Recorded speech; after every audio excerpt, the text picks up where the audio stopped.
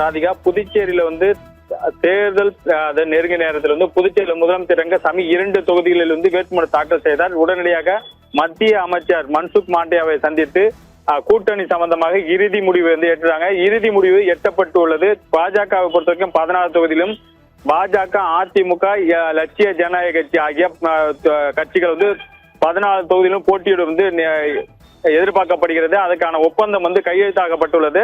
இந்த தேர்தலில் பாத்தீங்கன்னா பாஜக 16 சீட்டும், பாஜக பொறுத்த வரைக்கும் 12 சீட்டுகளும் 10 சீட்டுகள் போட்டியிடுவார்கள். 2 தொகுதி அதிமுகவும் 2 தொகுதியில் லட்சிய ஜனநாயக கட்சியும் போட்டியிட அறிவிக்கப்பட்டுள்ளது. அது மட்டுமல்லாத புதுச்சேரிக்கு வந்து பிரச்சாரத்துக்கு வந்து பிரதமர் அனைவரும் மத்திய அமைச்சர்கள் வருவதாகவும், புதுச்சேரிக்கு மாநில அந்தஸ்து சம்பந்தமாக விரைவில் வந்து முடிவு எடுக்கப்படும் என்றும் தெரிவித்திருக்காங்க. அது மட்டுமல்லாத இந்த உடன்படிக்கை வந்து இன்று வந்து கையெழுத்தாகிறது.